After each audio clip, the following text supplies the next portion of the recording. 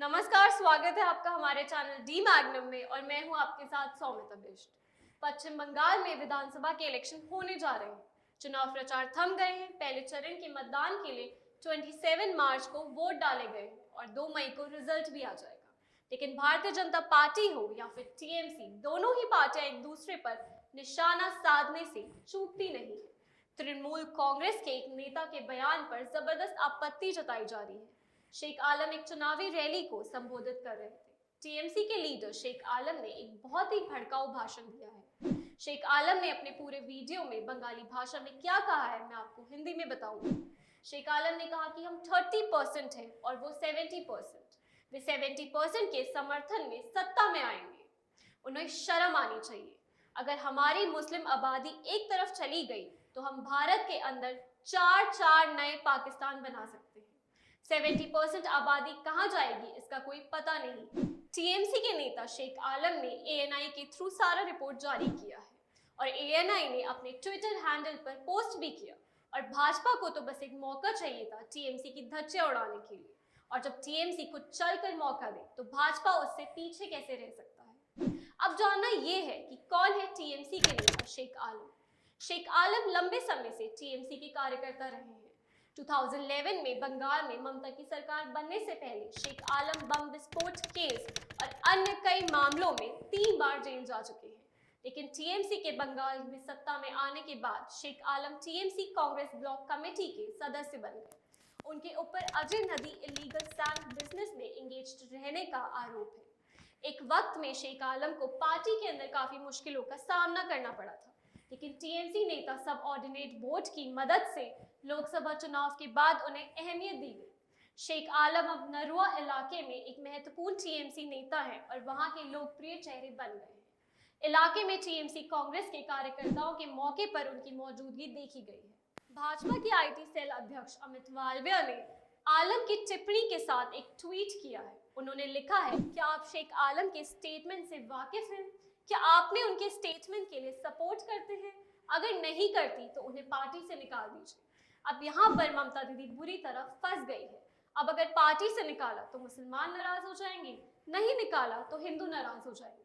अब यहाँ पर ममता असमंजस में फंस गई है, करे तो करे क्या। अगर आपको याद होगा कि टीएमसी की तरफ से पाकिस्तान का बयान कोई पहला बयान नहीं है। देश में अगर जम्मू कश्मीर और असम को छोड़ दिया जाए तो बंगाल तीसरा ऐसा राज्य है जहां मुसलमानों की आबादी सबसे ज्यादा है।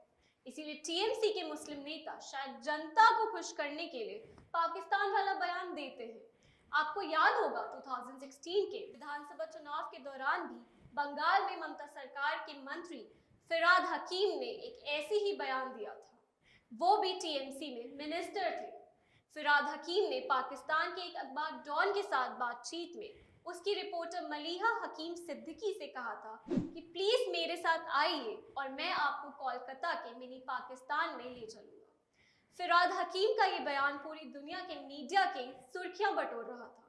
खास तौर से पड़ोसी देश पाकिस्तान के मीडिया ने इसे आड़े हाथ लिया और इस पे हेडलाइन पर खूब खबरें चलाई। हालांकि इस चुनाव में ममता बनर्जी को भारी बहुमत से जीत मिली और खास तौर से मुस्लिम कम्युनिटी उनके साथ पूरी तरह से खड़ा रहा। इसका प्रूव है मुस्लिम मेजॉरिटी एरियाज में टीएमसी को मिली ज्यादातर सीटें। सिर्फ नेता ही नहीं, 2017 टीपू सुल्तान मॉस्क उसके शाही इमाम बकरीती ने ये कहा था कि मुस्लिमों को पाकिस्तान बनवाने के बारे में फिर से सोचना चाहिए। आपको बता दें कि शाही इमाम बकरीती और ममता बनर्जी के बीच काफी घनिष्ठता वाले रिश्ते हैं और ये ममता दीदी को काफी सपोर्ट भी करते हैं। वहीं इलेक्शन के टाइम पर भारतीय जनता पार्टी के नेता दिलीप घोष ने ममता बनर्जी पर निशाना साधा। उन्होंने कहा कि ममता बनर्जी को साड़ी के बजाय अपने पैर दिखाने के लिए शॉर्ट्स पहनने चाहिए।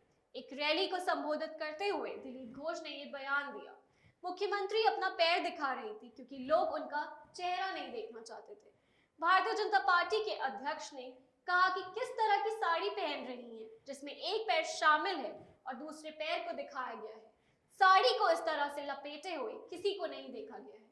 यदि आपने अपने पैर दिखाना चाहती हैं तो साड़ी की जगह शॉर्ट्स क्यों नहीं पहनती? इससे बेहतर दृश्य देखने में मदद मिलेगी। भाजपा नेता की टिप्पणी पे टीएमसी की तरफ से जवाब दिया आया। टीएमसी ने बंगाली में ट्विटर पर पोस्ट किया था। उन्होंने ट्विटर पोस्ट में लिखा था कि हम दिलीप घोष से केवल इस तरह की टिप्पणी की उम्मीद कर सकते हैं। एक महिला मुख्यमंत्री के बारे में उनकी टिप्पणी से साबित होता है कि बंगाल में बीजेपी नेता महिलाओं के प्रति सम्मान नहीं दिखा सकते। टीएमसी ने अपने ट्विटर पर कहा, बंगाल की माताएं और बहनों को 2 मई को ममता बनर्जी के अपमान का जवाब जरूर देगी। ये तो बात हुई टीएमसी के ऑफिशियल ट्विटर हैंडल से। दिलीप घोष को क्या जवाब दिया जाता है? लेकिन इसके साथ साथ टीएमसी की सांसद महुआ मोहित्रा ने ममता बनर्जी पर अपनी टिप्पणी के लिए दिलीप घोष पर हमला बोला। उन्होंने कहा कि सार्वजनिक सभा में पूछते हैं कि ममता दीदी ने साड़ी क्यों पहनी है, उन्हें अपने पैर बेहतर दिखाने के लिए बरमूडा या शॉर्ट्स पहनने चाहिए। अगर आप हिंदुस्तान में रहते हैं और पाकिस्तान, जो कि उसका दुश्मन राज्य है, उसका नाम लेते हैं, तो जाहिर सी बात है कि किसी को भी ये बात पसंद नहीं आएगी। सबसे पहले सवाल तो ये आता है कि इलेक्शन के टाइम में पाकिस्तान का नाम कहां से आया? इन चुनावों में पाकिस्तान का जिक्र क्यों? पश्चिम बंगाल में करीब 30% मुस्लिम वोटर्स हैं। कश्मीर और असम के बाद यहाँ मुस्लिम सबसे ज्यादा हैं और विधानसभा की 294 सीटों में से करीब 110 सीटों पर मुस्लिम वोट बैंक है। 85 विधानसभा क्षेत्रों में 30% से ज्यादा मुस्लिम आबादी है। मुशीराबाद, मालदा और उत्तर दिनाजपुर में तो 50% तक मुसलमान हैं, जबकि साउथ एंड नॉर्थ 24 परगानास जिलों में मुसलमान का खास असर है। पिछले चुनाव में टीएमसी को इन सीटों पर जीत मिलती आई है, जो दिखता है कि बंगाल के मुस्लिम ममता बनर्जी पर कितना विश्वास करते हैं। अब समझते हैं कि शेख आलम का बयान 70% हिंदुओं को एक साथ कर देगा। इसका मतलब क्या है? बंगाल में लगभग 70% हिंदू आबादी है, इसीलिए शुरू से ही बीजेपी सिर्फ हिंदू हिंदू कर रही है और ममता बनर्जी को प्रो मुस्लिम दिखाने का प्रयास कर रही है। हालांकि ममता बनर्जी पिछले कुछ महीनों से अपनी इस छवि से निकलने का पूरा प्रयास कर रही है, चाहे वो चंडी पाठ हो या फिर खुद को ब्राह्मण की बेटी बताना या फिर मंदिर मंदिर जाना। लेकिन टीएमसी के नेता शेख आलम ने ममता बनर्जी की इस पूरी मेहनत पर पानी फेर दिया।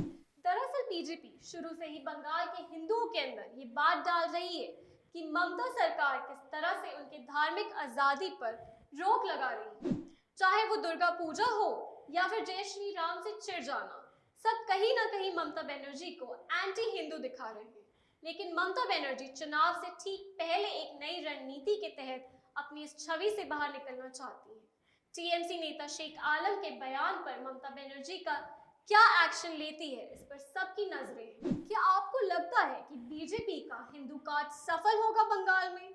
बीजेपी बंगाल में जमीनी तौर पर 2014 के लोकसभा से ही काम कर रही है और वहां के हिंदुओं को अपने पल्ले में लाने का प्रयास कर रही है।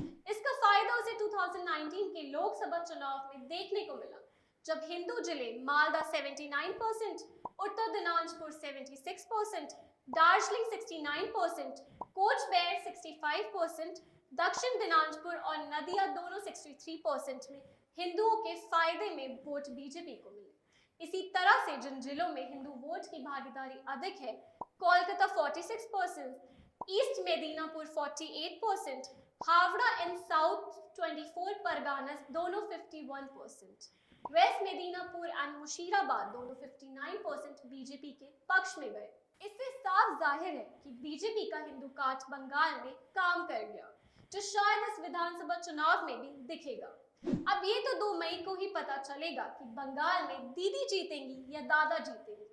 अगर आपको हमारी ये वीडियो पसंद आई हो, इस वीडियो को लाइक करें, चैनल को सब्सक्राइब करें और बने रहे हमारे साथ हमारे चैनल डी मैग्नम।